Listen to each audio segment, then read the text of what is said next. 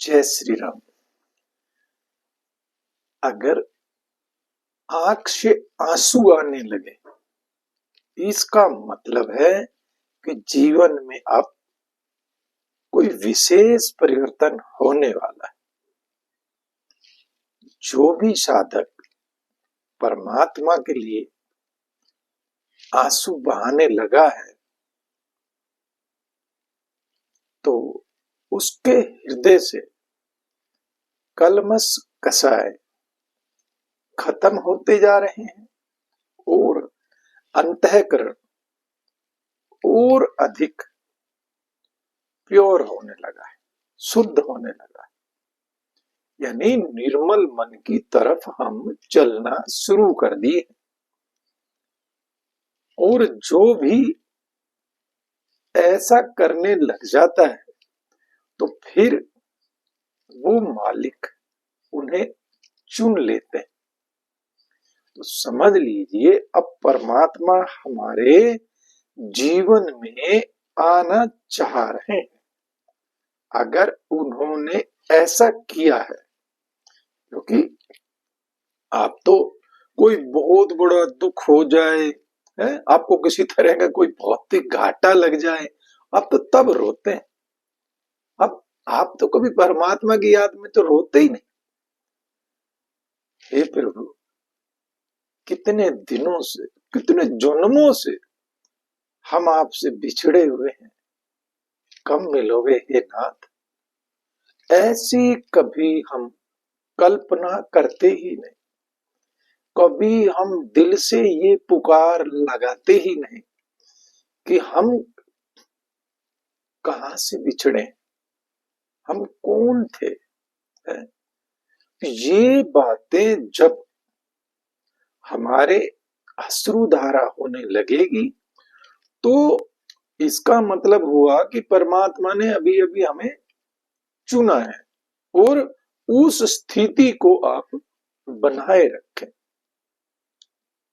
तो समझ लीजिए कि अब आपकी दिशा और दशा दोनों ठीक होने वाली, क्योंकि इस दुनिया के अंदर जितने भी विषय भोग हैं, उन्हीं से उपराम होना बहुत मुश्किल हो जाता है।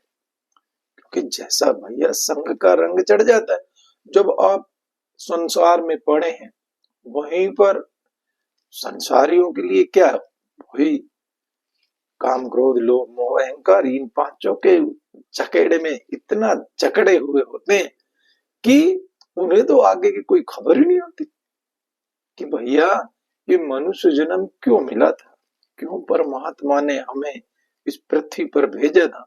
ऐसी सोच उनकी हो ही नहीं सकती। उनकी सोच तो हमेशा जो उल्टी है, कहते ना भाई माया का लपेटा है, तो ये वो तो माया के अंदर चला जाता। अब माया को आप केवल पैसे दहली से ही ना वो करे कि भैया माया का मतलब इतना ही। अगर आप परमात्मा की तरफ नहीं चल पा रहे हैं, तो भी समझिए कि माया प्रबल है और वो आपको इस रास्ते पर आने नहीं दे रही।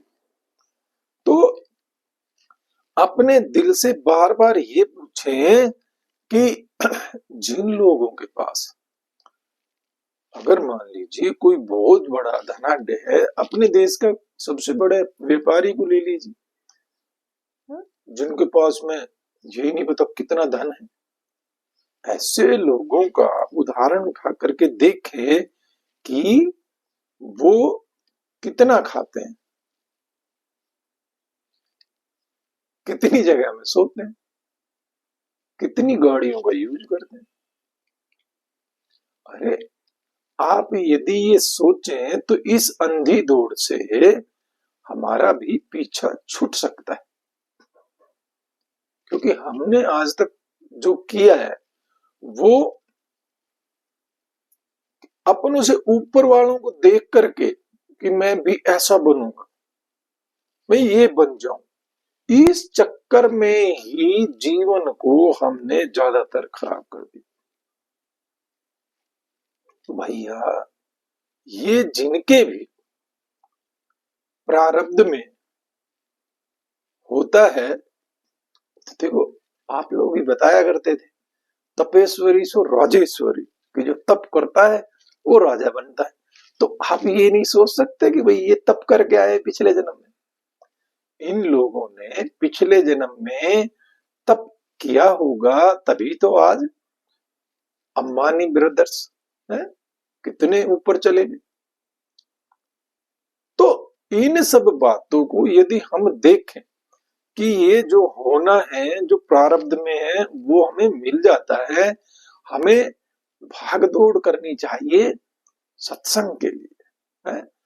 किस तरह से मैं अपने मन को निर्मल करूं, कैसे मेरा अंतःकरण साफ हो। अरे अभी तो अपने आप से पूछ कर देखिए, यदि कोई पड़ोसी नई गाड़ी ले आता है तो हमारे अंदर इतनी जलन हो जाती है, कल तक तो हमारे से भी बेकार गाड़ी थी और आज तो बहुत अच्छी नई गाड़ी लिया है, अरे क्या है इनके।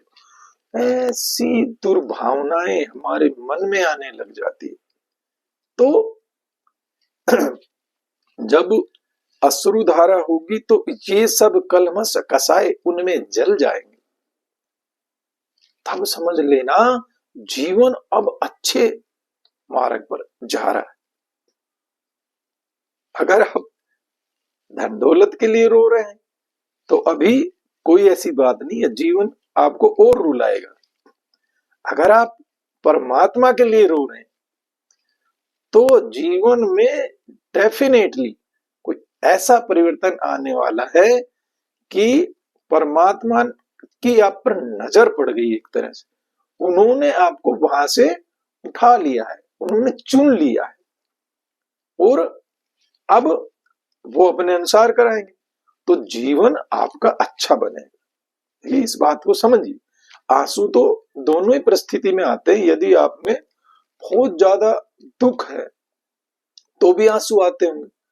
तो वो जो आंसू आते हैं उसके लिए मैं बात नहीं कर रहा हूं, मैं बात कर रहा हूं जो आंसू हम परमात्मा के लिए बहाए हैं, तो परमात्मा की नजर हम पर पड़ चुकी है और जीवन को अब ऐसा इतना सरल बना देंगे कि हम सोचेंगे अरे ये कैसे हो गया।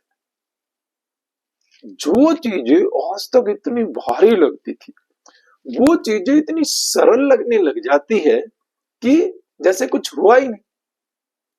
आप देखिए ना, किसी का बेटा यदि अपने पिता को कुछ बोल दे तो कितना आग लग जाती है अंदर।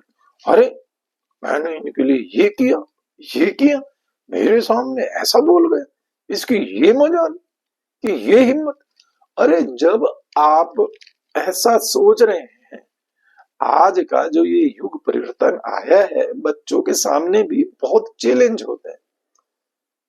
वो जिस जॉब में है या जिस बिजनेस में है, वहां दुनिया भर का उनके लिए टेंशन होता है बेचारों को। और माता पिता भी यदि उनको उन चीजों के लिए परेशान करें, देखो बीवी तो परेशान कर रही होती है, अब बीवी को बेचारे कुछ कह नहीं सकते, लेकिन माता पिता से वो उम्मीद रखते हैं कि भैया ये तो समझदार है, ये तो हमें कुछ सपोर्ट करें।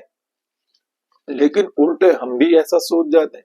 तो कभी बच्चों के मुख से यदि कोई ऐसी बात निकल जाएगी, आपको बुरा नहीं लगेगा। कब? जब आप इस मार्ग की तरफ बढ़ेंगे।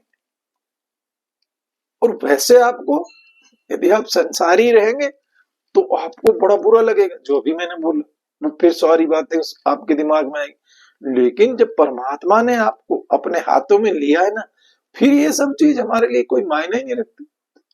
फिर तो जैसे हमने वो पहले एक रील बनाई थी कि भैया हम तो रेलगाड़ी के डिब्बे में जो सवार है ना, और ये मिलने वाले मुसाफिर हैं बीच में।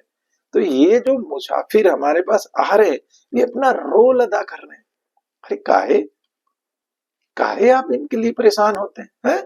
है ना कि ये जगत मुसाफिर खाना है? तो ये मुसाफिर खाने में हम आए अच्छे तरह से रहें, और ये संसार क्या है, एक रंगमंच है। हम सब तो इसकी कठपुतलियां हैं, अपने अपने रोल को शिद्दत से हमें निभाना है। तो ये बातें सिर्फ कहने के लिए है क्या? आज तक आपने बहुत बार सुनी होगी, कोई मैं तो नहीं सुना रहा पहली बार। तो इतनी बार हम सुन चुके, लेकिन फिर भी जब हमारी बारी आती है रोल निभाने की, तो फिर वही टाए टाए फिस। ये सोचना है। तो भैया, जीवन बदलने वाला है यदि अश्रुधारा होनी शुरू हुई है तो अच्छे संकेत है। जय श्री राम, जय मां गंगे।